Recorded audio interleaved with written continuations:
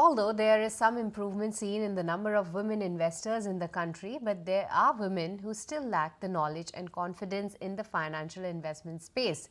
To know more and to get all the investments to-do list for the women we are being joined by my colleague Kavita Thapliyal, who will be in conversation with Suranjana Borthakur, who is the head of distribution and Mirae Asset Investment Managers India, on this Women's Wednesday special on Buy Now Sell Now to discuss how to unlock financial independence. Hello and welcome to this edition of Women's Wednesday. I'm Kavita Thapliyal, and today we're going to talk about how women can build up their confidence towards investments and how can they take steps towards securing their financial future. I have with me Suranjana Borthakur, Head of Distribution, Mirae Asset Investment Managers India. Hi and welcome to this edition of Women's Wednesday. Thank you. Yeah, talking about building women confidence as far as their investment goes, because building confidence for money and taking care of money is already inherited. I mean, that's by default that women have. But then when we talk about confidence towards investment, what do we actually mean by this? I think confidence in investing comes with a mindset change. Sure. It's always perceived that the financial management or taking care of your finances is always a man's job. Yeah. It is a change that is happening. Number of women investors are increasing, but you will see a lot of times that there are women investors jinke naam pe there is an investment that's there, but they don't even know. They don't even know that the investment is there. They don't know which instrument it's invested in, and that is something that needs to change. It is a mindset change that has to happen. But I think over a period, it is about the journey, how you change this entire mindset and then step into the investing journey. Process, and it will happen slow and steady, but it's about taking control of what you can do. And again, in the journey, if you see, starting with small things, starting with maybe just a commitment towards an SIP that you start initially, and then you go into lump sum investment, then you go into investing into different portfolios. It can also start with maybe like fixed income instruments. In equity, you can start from like maybe something like a index products or an ETF product, which is just tracking the market. You start to understand the volatility of the market then. Exactly, that's very important. You can start simple, you can start small, but understanding the nature of your investment instrument, I think that needs to be the homework or the groundwork that a woman investor needs to do. Yeah, they have to understand, because see, if you do not, a lot of times people don't even understand the difference between like saving or investing. They just have money, like today I have 10,000 rupees. 5 years down the line, that 10,000 rupees will not be worth this 10,000 rupees. But people don't plan well for it, and they think that I have savings. But is the savings working for you? Is it giving you the returns that you're expecting it to give over a period? So how do you know that the saving is working for you? And when we talk about earning returns, what is the benchmark to which we are comparing these returns then? So it depends on what kind of instrument you're investing into, right? Let's say if you have something like just lying in a fixed deposit, then it can be earning you just about a 6% return, which can maybe just like a 1 lakh rupees in a 10-year period will become a 1.8, 1.9 lakh rupees. But if you're investing in even a debt mutual fund, you may be able to earn about 8-9% returns. So anything that's inflation beating should be your target? Yeah, inflation beating should definitely be your target. But it should not just be in fixed income instruments, because you will have to make money. See, equity has the potential to actually give you that gains, which is the multiplier impact or the compounding that we talk about, is something that can actually happen more through the equity instruments, because what you can earn there in terms of the base you create and then the compounding that impacts is not possible in a fixed income side. But there's risk also in equity, right? How do we understand this risk? Because see, we can start simple, we can start small, but we cannot learn without doing mistake. Right? So how do we understand equity then in this way? So I think anything that you are starting new, you should be ready to make a little mistake. If you don't make a mistake, how will you know? How will you understand? A lot of times I'll tell you what happens. people are investing as per their neighbor's risk. Because what they will do is somebody will give them a recommendation that this is a very good fund or this is a very good stock.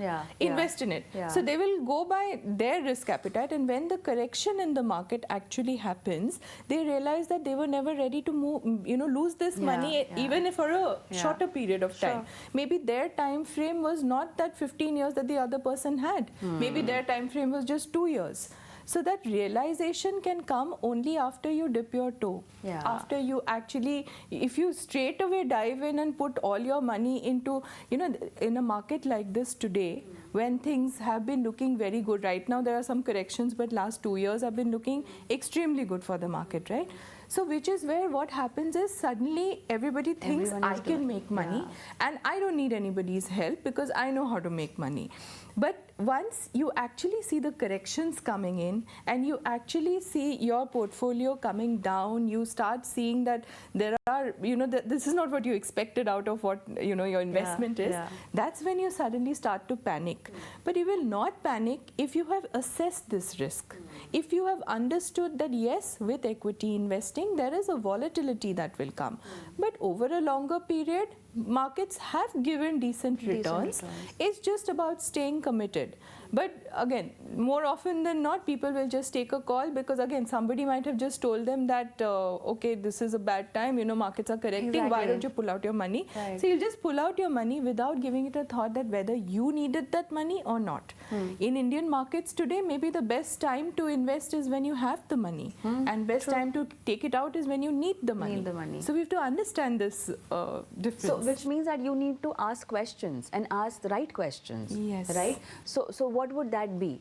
I mean, apart from asking how much return would I earn and for how long I need to stay invested, what should be a pattern of your questionnaire when you are putting your hard-earned money into any investment instrument?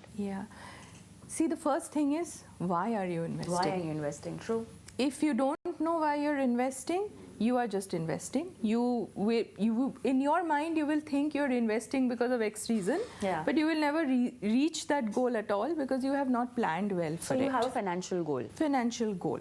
I would say that when you start off, small amounts, that you're investing, that's when you can do the investing on your own. I also feel that once you graduate to a certain amount, when you've created a certain corpus which you don't want to lose, you need an advisor also. You need a professional help. Because professional can tell you a very different perspective.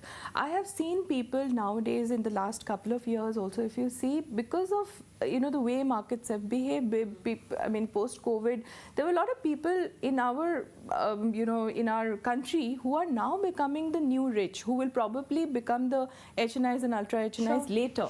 So they actually do not have the correct guidance. What they do is, if once they have money available, they'll start buying houses. A lot of them from tier 2 and tier 3 towns actually. In fact, tier 1 town. So I know people who are like, friends who I know who have started to make good money. But they're supposed to be the urban part of urban investing part. Urban, where they have not taken help is what I'm trying to say. So let's say they start investing in multiple real estate, which is maybe not required for them. It's like, I bought a house in Delhi, I bought a house in Bangalore, and then what? Like, where is the liquidity there? There is no liquidity. And for equity, they've just done few SIPs, maybe, not invested enough in it. What is important is you do the allocation well. You invest in different asset classes, diversify your investments, do not put everything in one basket, do not understand which asset class has the potential to give you what returns. Volatility will be a part of everything. Exactly. But it's about riding the wave. I mean, all of these investment instruments we're talking about have risk attached to it. Okay, for that matter, even real estate. If you have all your investment done over there, there is no liquidity. I mean, I know of cases when people were in dire need of money and they were not able to sell off their real estate. Absolutely. What's the point? This has happened to many people. And in fact, if you get into a good project, great. If you get into a bad project, you can be stuck for ages.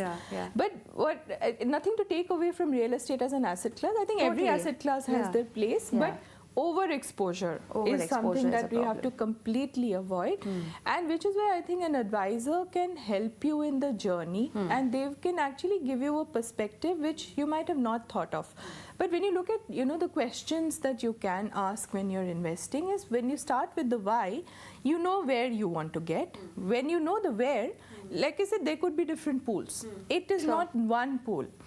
You need to know that if you're investing into a certain asset class, a certain product, what is the time horizon that you should stay invested? Are you investing because the returns in the last 1 year has been great, or are you investing because the long-term trend of the product has been great? Never look at short-term returns to determine how much exposure you need to take into a certain product I think the or new type of category. investors are more towards just looking at the past 1 year return instead of looking at the long term. If you look at pre-COVID in the mutual fund industry, there were just about 2 crore folios that were there. Today, if you see, it's around 5 crore unique PANs basically, which are there. If you look at these 3 crore additional people, they have actually come post-COVID.